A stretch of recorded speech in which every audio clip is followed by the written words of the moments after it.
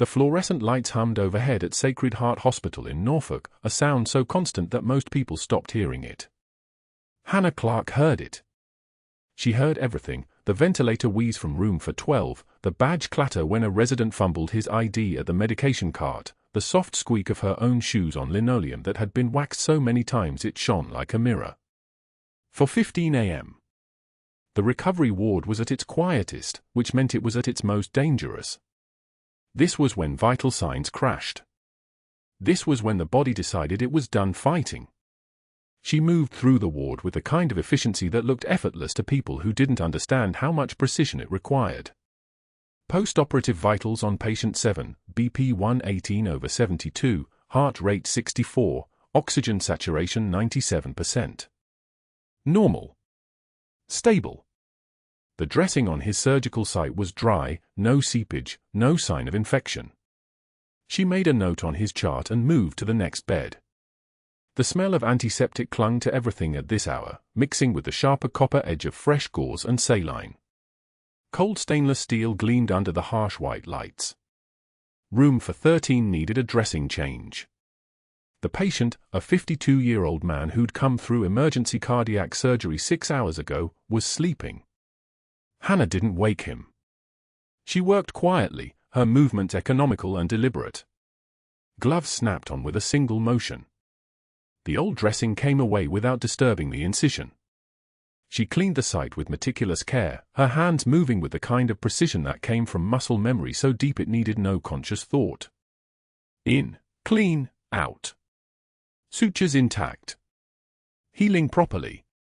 She redressed the wound with a 4x4 gauze secured with micropore tape, the kind of simple competence that no one noticed because it was done correctly. The chart went back to the rack. She was already moving to the next patient when she heard the voice. That's forward surgical team technique. Hannah paused.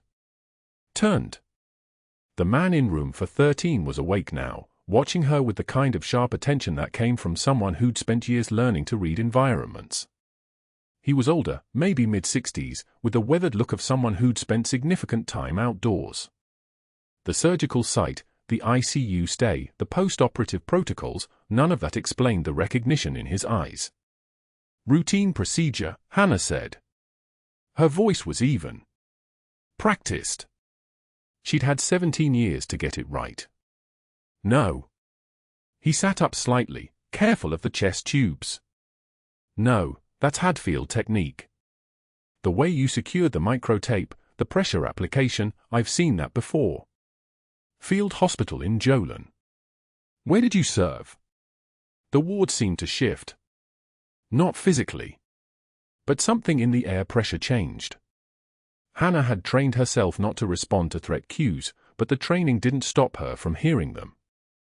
This man had eyes that had looked at the same harsh sunlight, the same dust clouds, the same thing she'd spent 17 years trying to forget. I'm just a nurse, she said. It wasn't a lie. It was a technique. Deflect, reduce, normalize. The man studied her for a moment longer, long enough that she felt the weight of his recognition settle into the space between them. Then he nodded, accepting the boundary she'd drawn. But he didn't look away from her for the rest of the shift.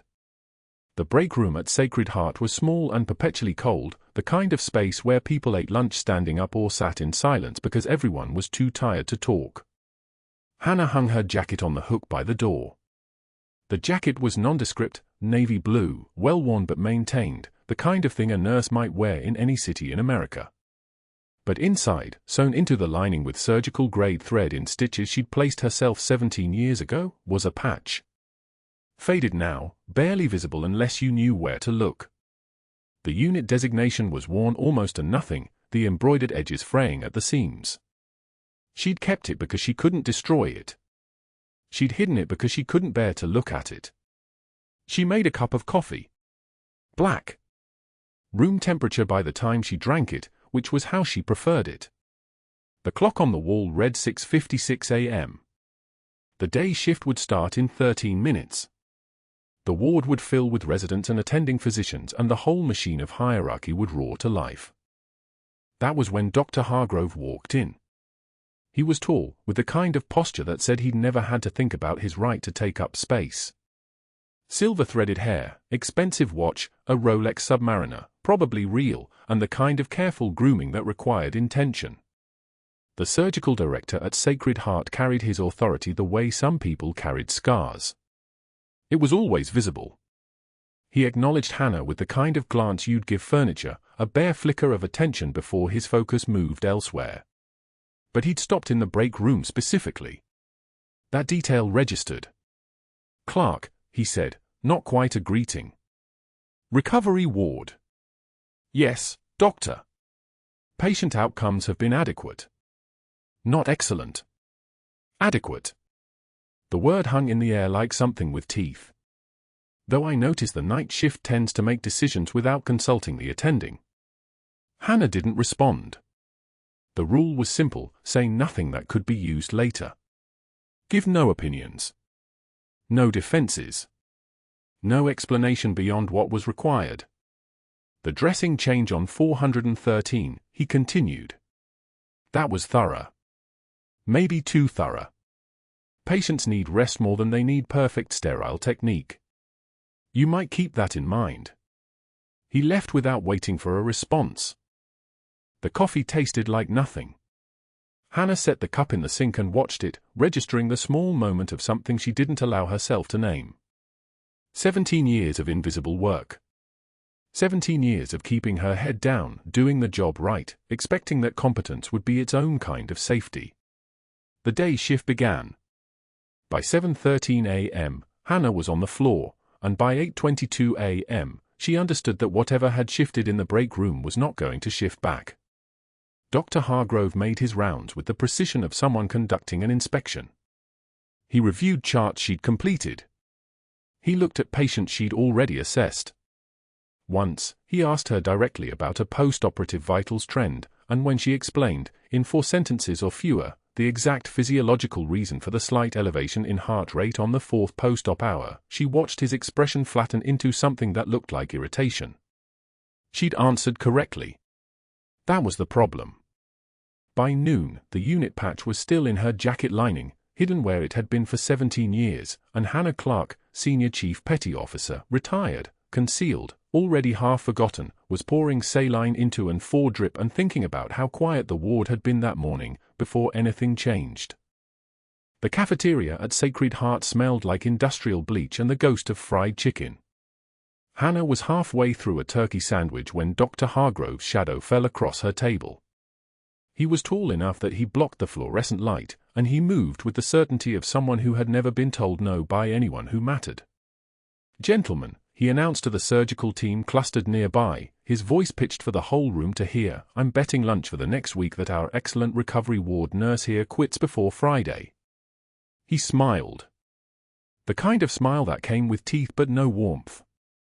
"What do you say, Hannah? Can you handle the real hospital, or are you more comfortable with the easy cases?" The other surgeons laughed. 2 of them. The third looked away. Hannah didn't respond. She took another bite of her sandwich. The bread was dry. Everything here was dry, the air, the humor, the cruelty dressed up as camaraderie. Hargrove's hand moved. It wasn't an accident. His wrist rotated with the precision of a man who'd practiced this, and her lunch tray clattered to the tile floor. The sandwich landed butterside down. The applesauce container popped open, spreading across the white tile like a small disaster. "Oops," Hargrove said. "Terrible grip strength today." Hannah set down her napkin. Folded it.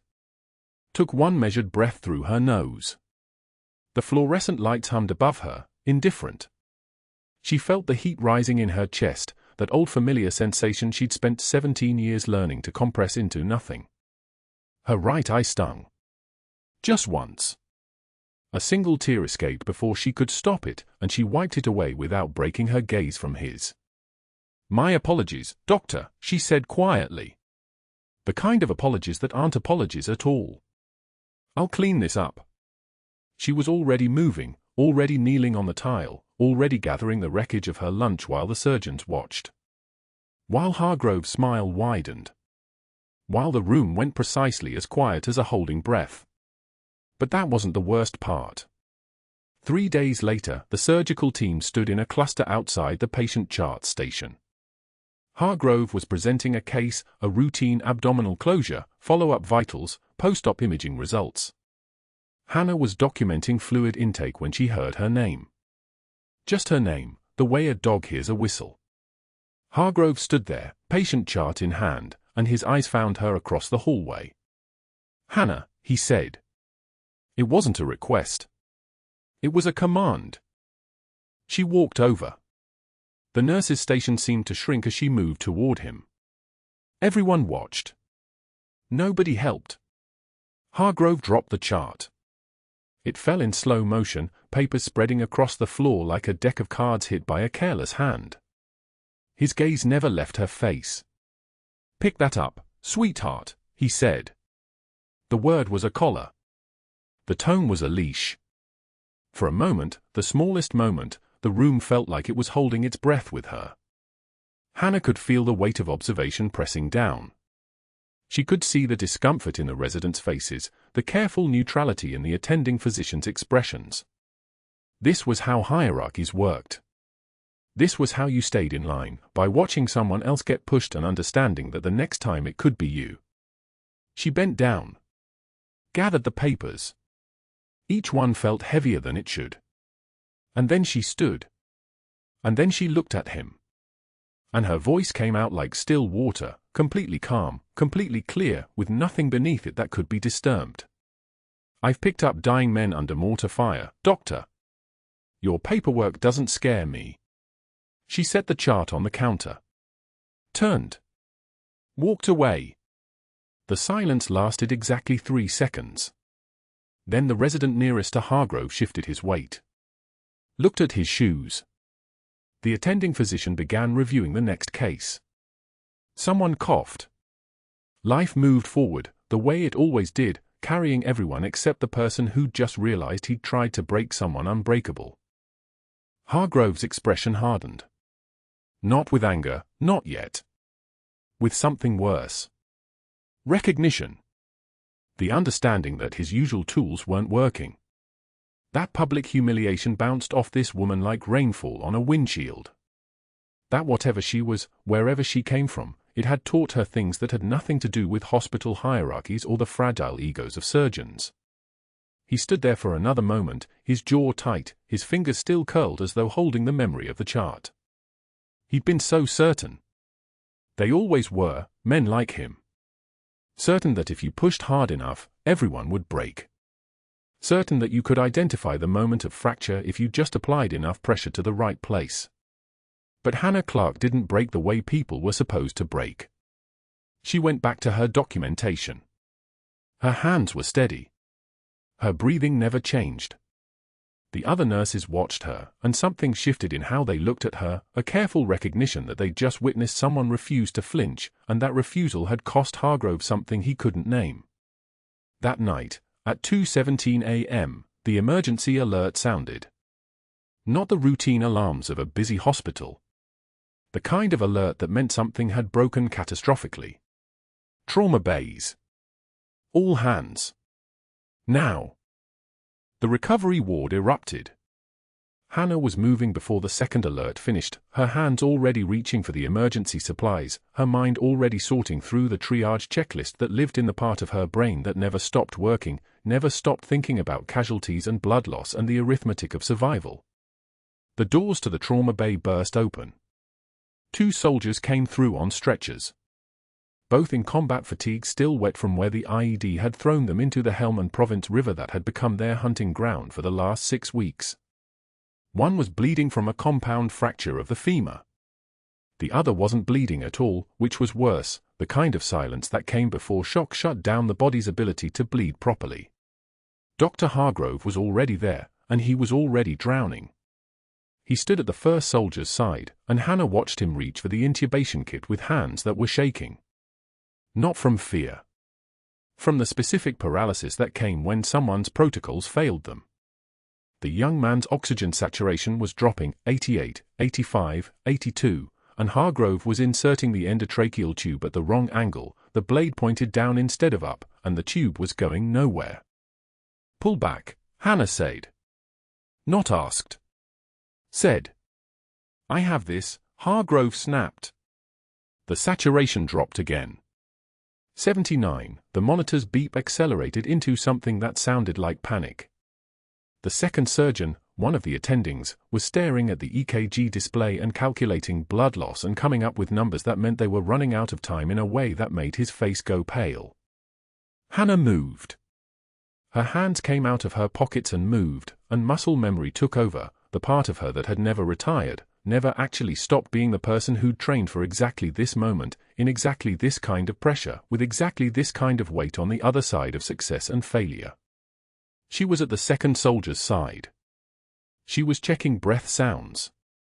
She was feeling for the pneumothorax in the chest cavity the way you'd feel for a pulse, systematic, certain, finding it with the kind of knowledge that only came from having found it before, from having known exactly what the absence of air in the right places sounded like. "Needle decompression," she said. "Second intercostal space, mid-clavicular line." "Excuse me." One of the residents looked up. She was already moving. Already reaching for the 14-gauge angiocath needle from the tray. Already locating the landmark on the soldier's ribs, that small space between the second and third rib where air was pressing against the lung and slowly collapsing it from the inside. The needle went in clean. Smooth. The hiss of air escaping made a sound like a tire deflating, and the soldier's oxygen saturation stopped dropping. 88, 90. 92. The room went absolutely still. Dr. Hargrove was still struggling with the first patient's intubation, his hand still shaking, still pointed in the wrong direction. But every other eye in that trauma bay was fixed on Hannah Clarke, who was performing a procedure with the kind of precision that didn't come from YouTube videos or continuing education credits. The kind of precision that came from having done it under fire. The kind of precision that came from having trained at a level most of them couldn't name. The flatline beep cut through the silence, the monitor above the second soldier's bed announcing that his heart had stopped. But it was different now. It was a beep that meant work, not failure. Because Hannah was already moving again, and her hands were moving with a kind of authority that made the resident jump back without being asked, and somewhere in the oldest part of her mind, the part that lived in Helmand Province and never actually left, she heard the sound of mortar fire, the way the rounds came in groups of 3, the way you learned to count them as they fell, the way you learned what sound meant cover and what sound meant run. The desert was there. The blood was sand. The fluorescent lights were the sun beating down through the dust of the forward operating base, the medical tent with its canvas walls flapping and the 4 stands hanging like empty scaffolding. She could smell it, copper and sweat and the specific scent of diesel exhaust and blood that had been exposed to heat for too long. She could hear the rotor wash from the medevac helicopter, the way it made the 4 bags swing like pendulums, the way the medical team moved in that choreographed dance they'd practiced 1,000 times. She blinked. The desert was gone. The recovery ward's trauma bay came back into focus. The soldier's heart was beating again. His oxygen saturation was 95 and climbing. The monitor beep found its rhythm, steady, mechanical, the sound of a body deciding to keep living. She blinked again. Her hands were still moving, but they moved with the kind of precision that lived in those memory spaces, in the parts of her that had trained for this, that had done this, that had saved men whose names she no longer let herself remember because remembering made the other losses heavier. The resident was staring at her. Dr. Hargrove was finally managing the first soldier's intubation, but his hands had stopped shaking, not because his fear had lessened, but because he'd stopped trying. He'd stepped back. He'd let someone else take control. The attending physician watched Hannah work and said absolutely nothing. The kind of silence that happened when you suddenly understood you were standing next to someone operating at a level you'd trained your whole career to reach and had never quite achieved. And that's when the real nightmare began. The recovery ward at 2:56 a.m. was a cathedral of quiet machines. Ventilators wheezed their mechanical rhythm. For pumps ticked in synchronized patterns. Hannah moved between beds with the kind of efficiency that belonged to someone who had done this in far worse conditions, under canvas, under fire, under the weight of knowing that a single mistake meant someone's child wouldn't come home. She was checking the dressing on bay 4 when the doors at the far end of the corridor exploded inward. The man who came through them weighed 300 pounds and wore nothing but hospital-issue scrubs and rage. His name was Marcus Webb. Admitted 72 hours earlier for a burst appendix. Discharged that morning against medical advice. Untreated psychosis. No family. No follow-up plan. A patient that the system had already forgotten. He screamed something wordless and swung an 4-pole like a baseball bat at the first thing within reach, a crash cart. The metal shrieked and folded. An overhead light shattered. Glass rained down on the tile floor like applause. Get back! Get back! One of the nursing assistants, a kid named Derek who was maybe 4 months into his first job, bolted for the stairwell. Then another. Then the entire night shift scattered like startled birds. A nurse abandoned her patient mid-vital sign check. An orderly dropped a supply tray. Within 15 seconds, the recovery ward had transformed from a place of care into a place of evacuation. Hannah didn't move. She stood motionless at the threshold of Bay 4, her hands visible and open at her sides. Her breathing was calm and regular. Her eyes tracked Webb as he spun toward her, pole raised above his shoulder like he was about to drive a spike through the earth. He saw her. Really saw her. And something in the way she was standing, not braced, not afraid, not preparing to flee, made him hesitate for a single suspended moment. "Sir." "Marcus." Her voice was quiet. Not small. Quiet the way still water is quiet, capable of depth. "I need you to set that down." "Don't tell me what." He was hyperventilating. His eyes were too wide. The white showed all around his pupils. His skin had the grayish sheen of someone who hadn't slept in 3 days and couldn't anymore because the thoughts wouldn't stop coming. "You're safe." Hannah took 1 step toward him. 1. "I'm a nurse. You know me. You know this place. Everyone's watching. They're watching through the walls." Webb swung the pole in a wide arc. It whistled past her shoulder by 8 inches. She didn't flinch. Didn't step back. "There's nobody here but us." Another step. Her hand still visible. "You remember when you woke up yesterday and the pain was gone? I can hear them. That was me. Dressing change. You asked if it was going to hurt and I said no. Was I lying?" Webb's jaw trembled. The pole wavered. "No," he whispered. "Then you can trust me now." Hannah's next step brought her within 6 feet. Close enough to move if he lunged. Far enough to respond. "I need you to breathe with me. In through your nose for 4 counts." She breathed. In through her nose. For counts. The kind of rhythm that combat medics taught to soldiers in shock, that came from a manual written in 2003 and updated after the losses from Helmand Province suggested that sometimes the difference between survival and exsanguination was a single person who could maintain their own heartbeat while teaching someone else how to find theirs. Webb inhaled. Shaking. But he inhaled. "Hold it. 2, 3, 4. Hannah's voice had dropped half an octave. Something fundamental had shifted in her body, the way a door swings open. Her shoulders had squared. The careful submission she wore like a second skin had evaporated. This voice belonged to someone who had given orders in the dark and been obeyed. Now out for 4. Slow. The 4-pole lowered slightly. Again. In for 4. 2 minutes passed. 3. Hannah never broke eye contact.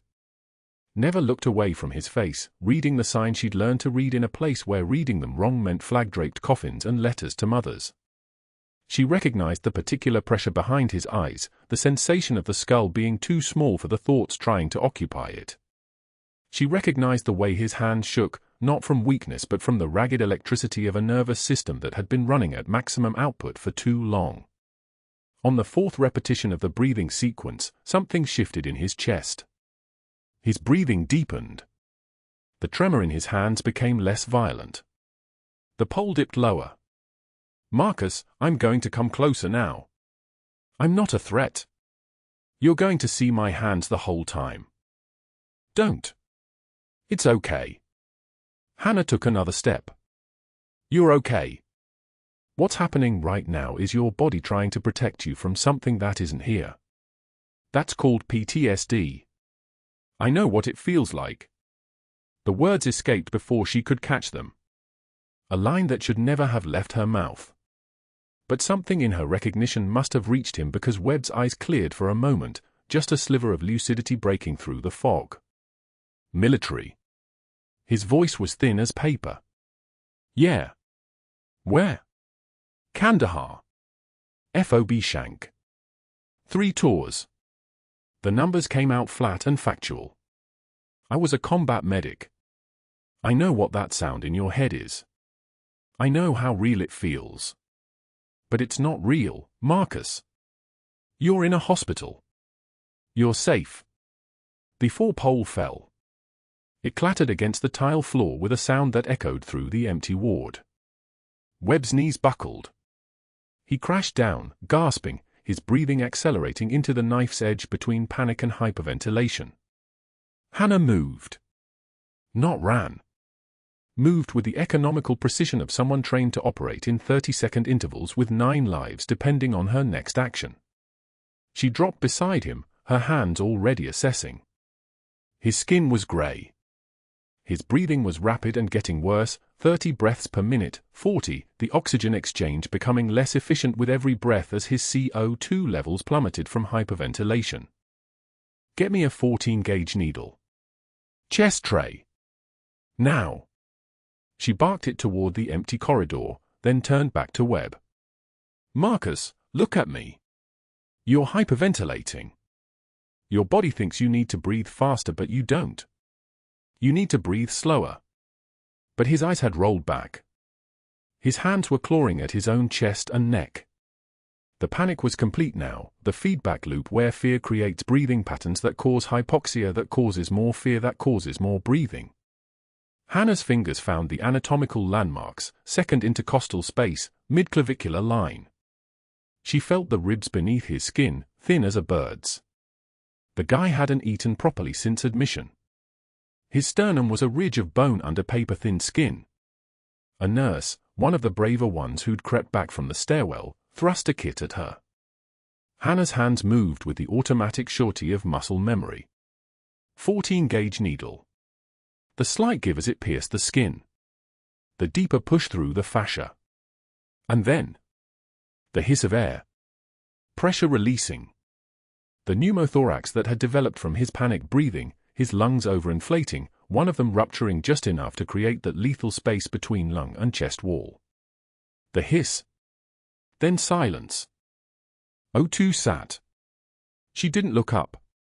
Her hands were already securing the needle with tape, a temporary fix, a bridge until the team could get him to surgery for proper treatment. 72, someone called out. "Get me the pulse ox. Now." 1 minute. The oxygen saturation climbed. 75. 80. 82. Webb's breathing slowed as the oxygen began to work, as his blood chemistry began to normalize, as his panic finally, began to release its grip. 88. 90. 92. Stable.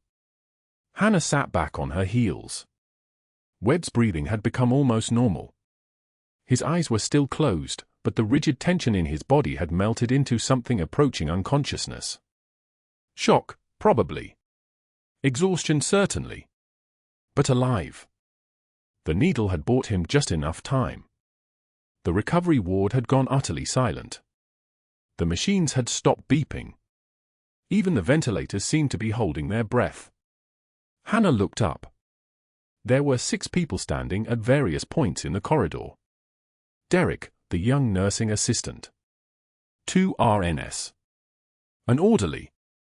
A resident physician who had apparently come down from the second floor at some point. And at the far end, near the doors, Dr. Marcus Chen, the night shift attending, watching with his mouth slightly open. Trauma surgery. Stat, Hannah said. Not asked. Stated. The words carried the weight of someone accustomed to being obeyed in situations where the margin between obedience and disaster was measured in heartbeats. Tension pneumothorax. Needle decompressions temporary. He needs a chest tube and evaluation for other injuries from the panic response. Send the chart upstairs with him. The resident moved. Snapped into action the way people do when someone else has already decided what needed to happen and has done it correctly. He was already calling for a trauma team, for an OR, for transport. Hannah stayed with Webb until they loaded him onto a stretcher. She didn't step back. Didn't disappear. She was there when his eyes opened for a moment and recognition flickered across his face. She was there when he tried to say something and couldn't. You're going to be okay, she said. I'm going to be okay. We're both going to be okay. It wasn't a medical statement. It was something else. A promise. A confirmation. Something that passed between two people who'd both spent time in the kind of dark that teaches you what survival actually costs. The stretcher rolled toward the elevator. Within 3 minutes, the recovery ward had returned to its normal rhythm, machines beeping, for pumps ticking, the fluorescent lights buzzing their low electric hum. Normal. Except not normal. Because something had shifted in the visible geography of the hospital. A 300-pound attacker had crashed into the ward. Every person trained to handle violence had fled. And a woman with grey scrubs and a jacket with a faded patch sewn into the lining had walked toward the threat like it was the most natural thing in the world. She'd talked him down using language that didn't match a recovery ward nurse. She'd recognized a condition that usually took an ICU team 30 minutes to identify, and she'd treated it with a precision that suggested she'd done it before, maybe in places where there were no ICU teams and only her hand stood between a patient and death. And nobody said a word about the rank and unit insignia that must have existed somewhere in her records. Nobody asked where she'd served or what she'd been. They just watched as she calmly documented the encounter in Webb's chart and returned to the rest of her patients like the entire evening had been routine maintenance. But that wasn't the worst part. That wasn't even the beginning of the worst part. The board meeting had ended. The praise had already started. And Dr. Hargrove understood exactly what he was losing. Nurses didn't save lives. Physicians did. That was the hierarchy. That was the structure that kept him at the top of the org chart, that kept his consulting fees at $14,000 per procedure, that kept him seated at the head of surgical conferences while people like Hannah Clarke took notes in the back row. But she had moved toward a 300-pound man screaming about IEDs and mortar fire while his senior resident had backed into a corner. She had talked him down in 4 minutes. She had performed a needle decompression, second intercostal space, midclavicular line, 14-gauge catheter with the precision of someone who had done it 50 times in a combat surgical tent. And now the entire surgical floor was talking about it like she had parted the Red Sea. That afternoon, he called board member Richard Sterling. 30-year friendship. Sterling owed him a favor from 2019 when Hargrove had referred his daughter to Johns Hopkins. I need a favor, Hargrove said. A personnel concern. Quiet, internal review. Can you make a call? Sterling said yes without asking questions. Then he called Patricia Crenshaw, the board's finance chair. They had attended Duke together. There's a nurse, Hargrove said. Something doesn't add up in her file. Can you authorize an HR audit? Crenshaw approved it within the hour. Then Marcus Bennett, the board's legal counsel. Same message. Same instant compliance. 3 calls. 3 favors activated. The network was intact. By Tuesday morning, an outside investigator named James Chen arrived at Sacred Heart with a briefcase and a mandate to review credential discrepancies. Hargrove had been careful with the language. Discrepancies. Irregularities. Nothing specific enough to be actionable, but precise enough to justify an investigation. Chen spent the day in the HR office, pulling files, cross-referencing databases, calling references that Hargrove had helpfully provided. Routine review. Hargrove had instructed the HR director. Just due diligence. Hannah didn't know any of this was happening. She worked her shifts. She cared for her patients. She changed dressings and monitored vitals and charted notes in a handwriting so neat it looked printed. She did what she had done for 17 years. She was invisible. But Chen made his calls anyway. He reached the general phone line for the Naval Base San Diego. Administrative review, he told the operator. Senior Chief Petty Officer Hannah Clarke. Can you confirm her service record? The naval personnel officer on the other end didn't know Hannah Clarke. But the name triggered something, a flag in the system. Because Hannah Clarke hadn't just separated from active duty. She had voluntarily walked away. She had filed the paperwork herself. And the reason code in the system was classified.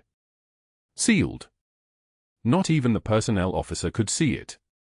I cannot discuss that, the officer had told Chen. But the very fact that there was something sealed, something that required clearance to access, told him everything he needed to know. There were secrets. There were military secrets. And Hargrove had found them. By Wednesday, Chen met with Hargrove in his office. The door was closed. The blinds were drawn. Her military service record, Chen said, contains a sealed separation. I can't access the details, but the timeline shows she left service 17 years ago. She listed her reason as personal medical discharge, Category P. That's psychiatric. She's hiding a mental health history and never disclosed it on her employment application. Hargrove felt something shift in his chest. Not guilt. Relief. Here was the leverage. Here was the way to remove her without making it personal. It was policy. It was procedure. It was institutional protection. What does the hospital policy say about non-disclosed medical separations? Hargrove asked. Grounds for immediate termination, Chen said. Falsification of employment records. Section 4.2 of the Nursing Handbook. It's automatic. Thursday morning, Hannah arrived for her shift at 6:48 a.m. She had not slept. Her 16-year-old son Marcus had a soccer game that night and she wanted to get the shift done so she could be in the stands by 6:30. She didn't see HR waiting in the break room until she was already clocking in. Hannah Clarke. A woman with a folder and a practiced expression. We need to conduct a brief interview. Please come with me. The office was cold. The fluorescent overhead cast everything in flat white light. HR Director Patricia Winters sat across from a desk with Chen, the investigator, beside her. During your initial employment, Winters began, you confirmed that you had no prior medical conditions or psychiatric history that would impact your work. Is that accurate? Hannah's hands were folded in her lap. I didn't have any conditions that impacted my work. According to military records, Chen said, sliding a document across the table, redacted, but with enough visible to see the word PTSD and the medical discharge notation, you separated from service due to a psychiatric diagnosis. Specifically, post-traumatic stress disorder. You did not disclose this on your employment application. The office was very quiet. The air conditioning hummed. Hannah looked at the document. She recognized her own name, but not the version of herself it described. That was 17 years ago. Hospital policy, Winters said, and her voice carried the rehearsed tone of someone reading from a script that had been written by lawyers, is zero tolerance for non-disclosure of medical conditions. Section 4.2.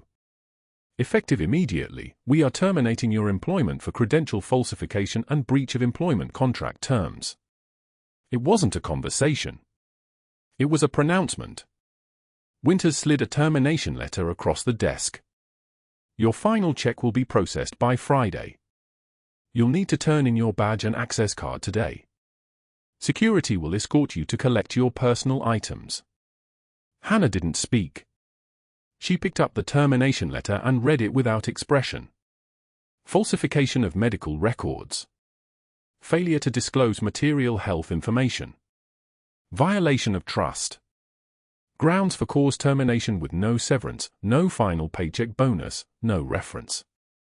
Just cause meant she would be flagged in the nursing database as ineligible for rehire at any hospital in the system. She stood up. I understand. She walked out and did not look back. The hallway stretched toward the locker room. Her badge clattered into the security basket. Her scrubs came off and were replaced with street clothes that smelled like detergent from 3 days ago. The locker was emptied into a cardboard box, 2 photos of Marcus, her stethoscope, a half-empty container of lip balm, the jacket with the faded unit patch sewn into the lining, the only thing in that locker that mattered. The same security guard who had watched her work for 7 years handed her the box. "I'm sorry, Hannah," he said. She didn't answer. She just took the box and walked through the ER doors into the Norfolk afternoon. By 5:22 p.m., she was sitting at her kitchen table. The rain had started an hour earlier. It fell in sheets against the window, hammering the asphalt like 1,000 rounds of suppressing fire. The cardboard box sat unopened on the chair beside her. Her hands were on the table, palms down, and tears were falling down her face, not the quiet tears of sadness, but the kind of tears that came from the place where she kept things she was not supposed to feel. She heard the front door open. Marcus. Home early from practice because the field had flooded. 16 years old and still tall enough to hit his head on the doorframe of the kitchen entrance. He stopped moving when he saw her. Mom. His backpack hit the ground. Why are you home? Are you sick? Hannah couldn't speak. The tears kept coming. She pressed her palms against her eyes, but they just came harder, the kind of uncontrolled release that comes when someone has been holding something down for 17 years and it finally breaks through the surface. Mom, what happened? I'm sorry, she said. The words came out ragged. I'm so sorry. Sorry for what? Marcus moved closer. He was scared now. His mom didn't cry. His mom didn't break. His mom was the one who held everything together when his father had left, when money was tight, when the world did hard things to good people. Mom, what's wrong? Hannah looked at her son. She looked at the rain hammering the window. She looked at the kitchen table and the cardboard box in the living room that contained the only pieces of her identity she was allowed to keep. And she understood that this was the cost of invisibility. This was what happened when you tried to disappear completely. You disappeared from the people who mattered most. I lost my job, she said quietly. They found out something about me. Something I didn't tell them when I was hired. And they said I lied, and now, her voice broke. She stopped. She breathed. She tried again. And now I don't know what comes next. Marcus sat down at the table. What did they find out? Hannah didn't answer. She couldn't.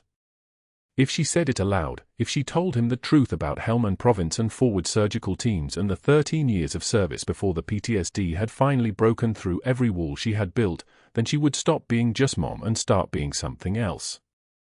Something classified. Something dangerous.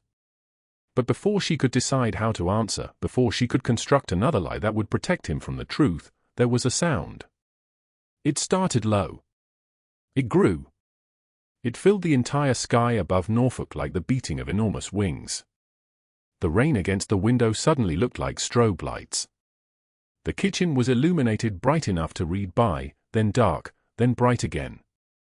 The sound was the rotor wash of a Sikorsky UH-60M Black Hawk helicopter, and it was descending directly over their house. Marcus stood up. What is that? What's happening? Hannah was already moving. She walked to the window. Through the rain and the strobing light, she could see 3 aircraft forming a triangle above the residential street. Not police. Not news. Military. The rotor wash bent the rain sideways. The light from their landing beams turned the entire neighborhood into daylight. "Stay inside," Hannah told her son. She opened the front door. The rain fell harder as Hannah stepped onto the porch, water hammering the asphalt like small-caliber fire. 3 Black Hawk helicopters circled above Norfolk, their rotors shaking the neighborhood into sudden, terrified silence. She didn't look back at her son. She walked toward the lead aircraft as it descended, rotor wash flattening the hedges, her hair whipping across her face. A rope dropped. Figures in tactical gear rappelled down. SEAL team insignia on their shoulders. The lead operator hit the ground and saluted, not a casual gesture, but a formal fist to chest, the kind that meant something. Behind him came a logistics officer carrying a tablet, and behind her came 2 people in dark suits with federal badges clipped to their belts. FBI. They had questions. They had authority. They had come for Dr. Hargrove. Hannah's kitchen table had been an island of crumbling composure for 6 hours, her hands wrapped around cold coffee, her son sitting beside her trying to understand why the woman who had taught him to patch wounds was suddenly unemployed. She had begun to tell him the truth. Begun to explain that sometimes competence became a threat. That sometimes the quietest person in the room held the most dangerous knowledge. And then the helicopters came. Her phone had rung at 11:06 p.m. A voice she hadn't heard in 8 years said one sentence, "We need you to talk to the board." She had hung up. Called them back. 1 minute later, the first aircraft appeared through the storm clouds. The boardroom at Sacred Heart was arranged for maximum formality, the long mahogany table, the leather chairs, the portraits of founding physicians staring down from the walls like judges.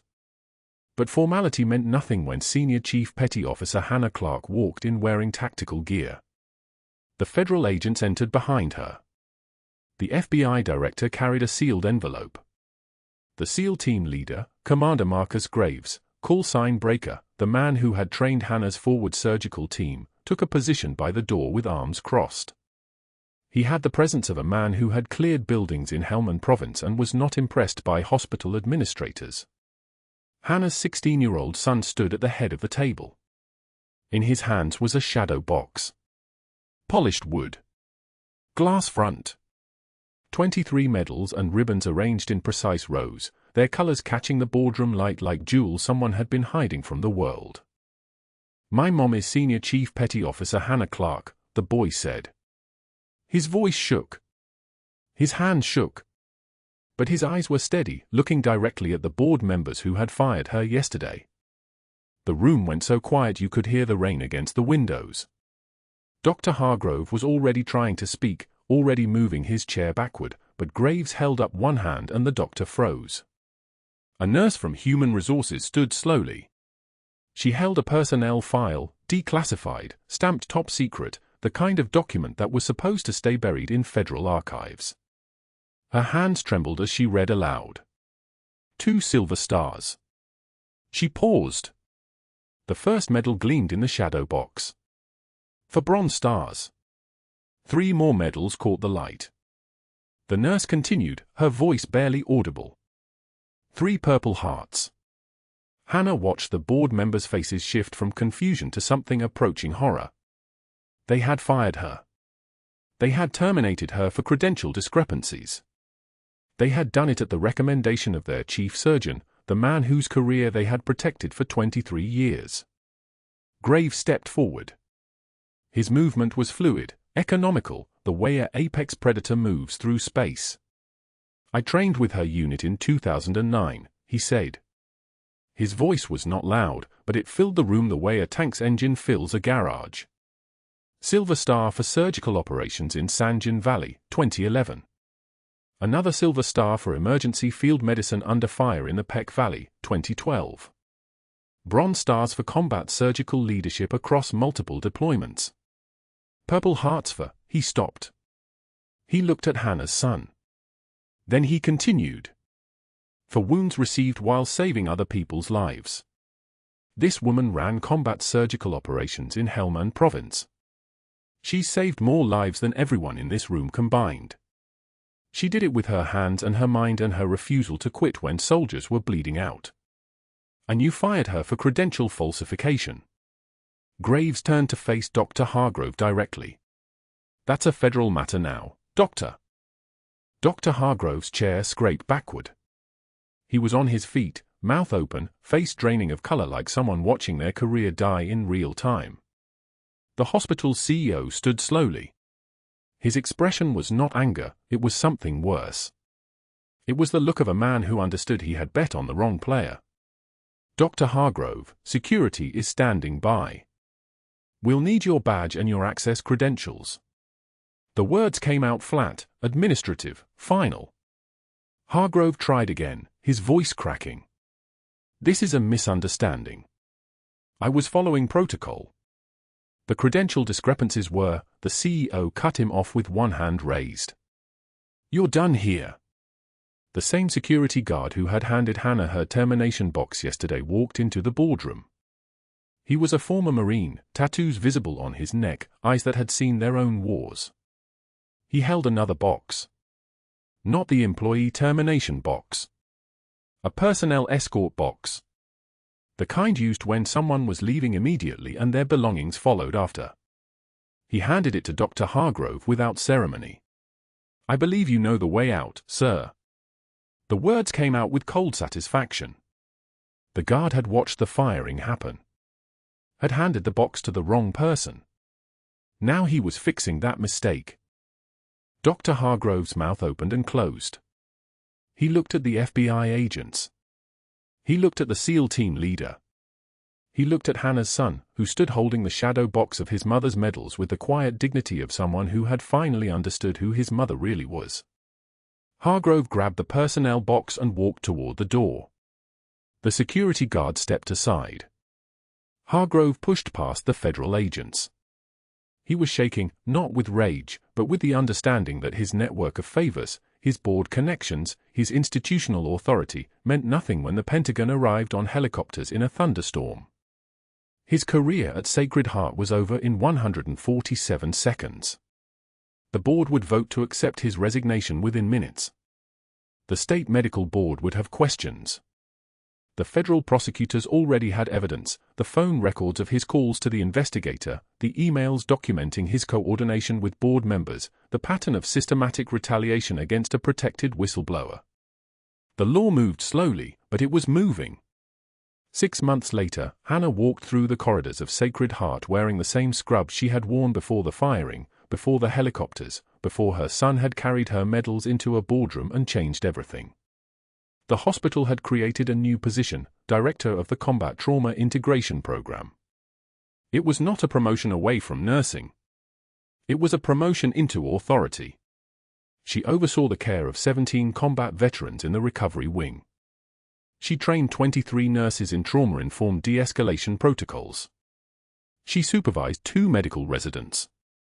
And she answered to no one except the hospital's new chief of surgery, a physician who had fought in Iraq and who understood that competence did not come with titles. That the quietest person in the room might be the most dangerous, the most skilled, the most necessary. Her office was small, overlooking the rain-soaked parking lot where she had stepped onto her porch 6 months ago and walked toward 3 helicopters. On her office wall, no longer sewn into the lining of a jacket, no longer hidden, the faded unit patch hung in a frame made of dark wood. It caught light each morning when sun came through the window. The patch showed a crossed scalpel and rifle, the symbol of combat surgical teams, the mark of people who operated under fire, who made impossible choices with blood on their hands and mortars shaking the ground beneath them. Hannah had carried it hidden for 17 years. She had stitched it into her jacket when she walked away from the military, a single thread of identity she refused to abandon even as she abandoned everything else, the rank, the unit, the meaning she had built her life around. She had carried it because some part of her refused to be erased. Some part of her understood that silence and hiding were not the same as healing. And now it hung on her wall for every veteran who came through her door to see. Other hospitals called. Physicians from Johns Hopkins, from Mayo Clinic, from Walter Reed National Military Medical Center. They wanted to know how she had created the program. They wanted consulting hours. They wanted her to train their staff in combat trauma care. Calls came from healthcare systems across the country: Seattle General, Duke Medical, Stanford, UCLA, all asking the same question: how do we integrate combat veterans into care as providers? How do we recognize the expertise that trauma builds? How do we create space for people who have been forced to hide who they are? Hannah answered each call from her small office overlooking the parking lot. She had received formal offers to lead similar programs elsewhere. She had turned down all four. Her fight was here. Her patients were here. The nurses who had learned to recognize the signs of PTSD, the hyperventilation, the triggered fight response, the freezing, were here. The veterans who came through her recovery ward needed someone who understood that sometimes the trembling wasn't fear. It was restraint. It was the compression of 17 years of composure, finally released into purpose instead of hiding. On a Tuesday morning in March, a former corpsman from her unit arrived for his first appointment in the recovery wing, a routine surgery that required monitoring, follow-up care, a place to land while he regained his strength. Hannah was waiting for him in the hallway. Their eyes met. No words passed between them. He knew who she was. He had always known. She escorted him to his recovery bay and checked his vitals with hands steady as surgical lasers. Later that evening, when the shift ended, he asked her to walk with him to the parking lot. They sat on the hood of her car, rain beginning again, soft this time, not hammering but patient. "I knew you'd end up running something like this," he said. She didn't respond. They sat in silence for 13 minutes, the exact length of time it took for rain to turn the parking lot into a mirror. When he finally spoke again, his voice was different. Younger. Less burdened. "Welcome home, Senior Chief." She reached over and squeezed his shoulder. One gesture. Everything it meant. True class is what you do when the lights go out. Hannah Clarke had walked toward a 300-pound attacker when everyone else ran. She had carried her medals hidden for 17 years. She had accepted humiliation in silence and then walked into a surgical emergency and revealed everything she was with a needle in her hands and her refusal to quit. But the real class, the real power, was what happened after. It wasn't the vindication. It wasn't the board members' faces when her rank was announced. It was this, coming back to work in scrubs, answering phones from other hospitals, training nurses, sitting with veterans, asking nothing except the chance to heal people who, like her, had been forced to hide who they really were. 6 months after Dr. Hargrove was escorted from Sacred Heart Hospital, the state medical board suspended his license pending a federal investigation. He found work at a strip mall urgent care clinic in Tucson, Arizona. The name tag read Steve. He mopped floors when no one was looking. He flinched when patients called him doctor. His network of favors meant nothing outside Norfolk. His connections had abandoned him the moment the FBI walked in. He had learned too late that power built on politics is always fragile. Power built on respect survives everything. If your boss ever tried to break you and failed, comment below. If you've ever been underestimated by someone who didn't know your true value, like this video and subscribe. And tell me, would you have saved him, or walked away? What would you have done when the attacker came through those doors?